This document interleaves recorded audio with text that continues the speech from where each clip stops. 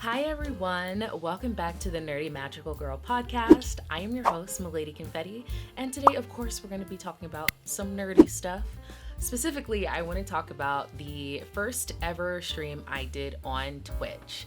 So, if you are not watching the podcast here on YouTube, if you're listening to the podcast, behind me is my Capcom Creators creator box. I have been a Capcom creator for about a year and a half. No need for congratulations. This just got really delayed in the mail. Okay. But yes, I am a Capcom creator. And the first game that I ever streamed on Twitch was Dragon's Dogma. Now, why am I bringing up my first ever Twitch stream? Because I want to talk about the journey of kind of like where you start and, that process of growth, because that is so important to reflect on. It's something that I'm currently doing in therapy, and I want to talk about growth beyond and always challenging yourself to go outside your comfort zone and stepping away from the realm of fear. So, first game that I ever streamed, I go live for the first time, I am streaming Dragon's Dogma. I am using a Blue Yeti microphone whose gain is way too high. You can hear baby Zuko at the time. He was a little kitten at the time. You can hear him screaming, ripping and running all the way in another bedroom. It was a very ratchet experience. There's no other way to describe it. But I was new. I didn't know what I was doing. So that's completely understandable. I was in a dining room in my apartment. It was very dimly lit. I knew nothing about lighting. And while I was having fun, there was also a hinge of sadness in me because I was just in a relationship that was just not a good one. It wasn't a good one. And you know what's interesting? For my first stream, I actually had a decent amount of viewership. For somebody whose first stream starting out, I had about, I think 15 people show up and stay the whole time. I was playing Dragon's Dogma, and it's because of the Dragon's Dogma community that came around me. They're like, "This is your first time streaming? You look like a natural." I was like, "Oh my God, thank you. I'm so nervous." Playing this game. It was recommended, Dragon's Dogma was recommended to me because I love Dragon Age. And I thought it had something to do with each other. It did not. Not at all. Not even made by the same people. I don't even know why I thought that back then. But the reason why there is such a huge community behind it, because one, it's a video game. Video games have communities. Capcom within itself is a giant conglomerate that has a big community, but you can also use these things in the game called pawns that can join your party, and you can create a pawn, and then that pawn can go and help other people in their journeys as long as you have access to the internet. So a lot of people were allowing me to use their pawns while I was leveling up and doing dungeons and things like that. And it was just really cool to see that support. And that is actually why I wanted to become a Capcom creator. Had nothing to do with other creators. It had everything to do with the community of players and reflecting on the experience of having those people show up for me my first time ever streaming and just being so supportive and positive and helpful. And it was really, really cool. Of course, a lot of people do know me for playing Resident Evil. I have been playing through the Resident Evil series for the first time. When I applied to the Capcom Creator Program, I explained that I didn't grow up, with every game system under the sun. So now that I'm an adult, I get to go back and play these games. And what's cool is that a lot of them are remastered or are getting remastered. And the community around Resident Evil, while some are a little obsessive, the vast majority of my experience has been extremely positive. And I feel like having those positive experiences just makes me so happy and proud to be a Capcom creator. I don't think I have any clips of my first ever stream because I really didn't know what clips were because I was new to the Twitch platform, you know what I mean? So I wasn't, aware of all the tools and accessories and things that you could use to, to make content and things like that back there. I just hit live and went off I think 6 hours later. But I do have photos of, when I was living in that apartment and, I know how I felt when I was there. And eventually I did take a very long pause on streaming, and I actually didn't pick streaming back up until I moved to LA. And that was an experience. And I think the creator environment that I was in when I was in Los Angeles really inspired me to pick streaming up again.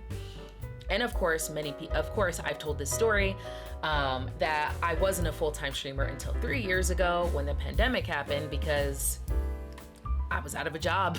Like so many people, in streaming and content creation was the only form of income I had to fall back on, because the unemployment system was super backed up and there was nothing that I can do. I was an affiliate at the time. I was probably making what, $75 a month, and I was like, hey, we're gonna make this work. We're gonna find a way to make this work. So a lot of people are familiar with that story because I do tell that more often. So why am I talking about Dragon's Dogma? Well, it's not about Dragon's Dogma. It's more so about community and reflecting on my experiences as a creator and acknowledging the growth of where I have come from the moment I hit go live for the first time to now. Obviously, a lot has changed. The world has changed. I have changed. There has just been so much growth. And I am at a point in my healing. I am in a point of my reflection and understanding of myself to recognize one of the biggest hurdles I still have to overcome is fear. So the Nerdy Magical Girl podcast is a podcast in a space that I wanted to create for me to speak about the nerdy things that I love. And I do that. I just feel like there was always an element there that was missing because of fear of looking stupid, fear of just seeming like I don't know what I'm talking about. Like who is this black girl talking about nerdy things, Marvel and comics and anime and TV shows and fantasy books and stuff like that? Who are you? Who do you think you are, little black girl? That's me in my head. And honestly, like internalizing a lot of things that have either been said to me or things that like I put on things that don't even exist. And that cloud of fear has always reigned over me. And I ain't doing that no more. Okay? So one thing I wanted to do with this episode here is one, check in, say that I was still here, and Nerdy Magical Girl, I say that I will post things when they are ready. I understand that if you're listening to the podcast, it says bi-weekly and things like that, and I would love to have that, but I want to give good quality content when those things are ready for the audience to perceive them and take them in. I do not know if you are all familiar with a podcast, and it's not really a podcast, but it's a YouTube channel called Bonsai Pop.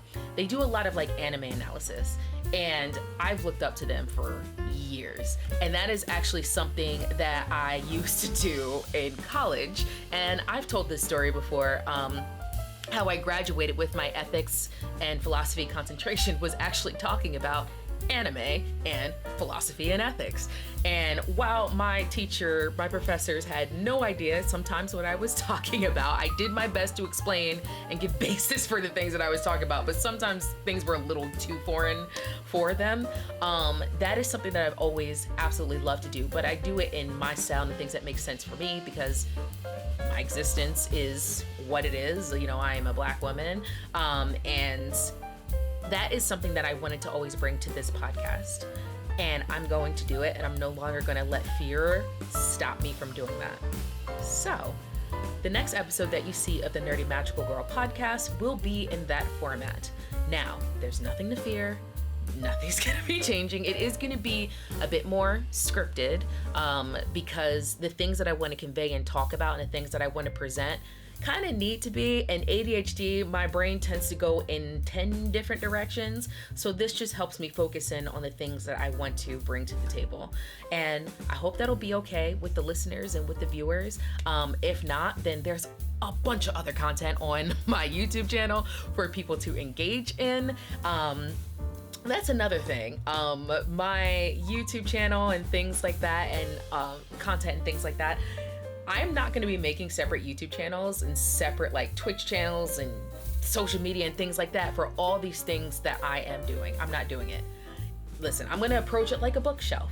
If that is the book that interests you, if that is the genre or topic that interests you, take it off the shelf, read it, watch it, do the thing. You know what I mean? I just feel like that's easier for me, the person who's making the content, and you, the viewer. Engage with the stuff that you want to engage with that speaks to you.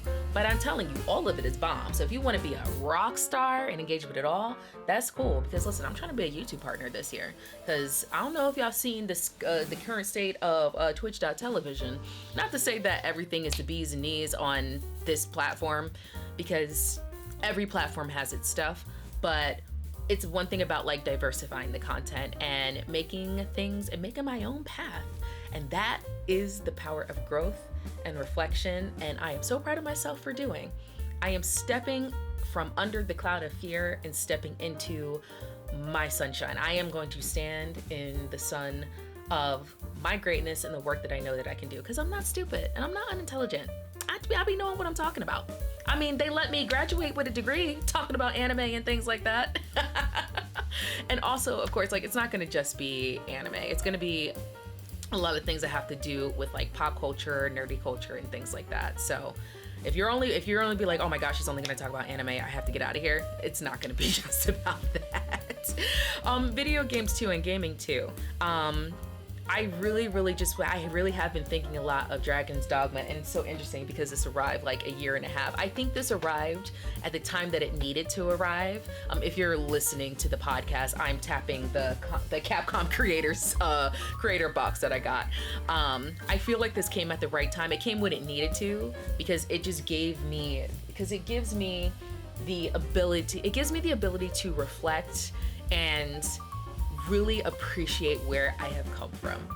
All the way from that first stream of Dragon's Dogma to all the stuff that I'm doing now, the cozy gamer, the horror gamer, the podcaster, the cosplayer, the model, ooh, child, listen, I be doing things. I be tired, but I be doing it. Okay? And I'll probably be filming more so from my pink setup versus my streaming setup, because I just think that this is better quality and I think it's just more interactive.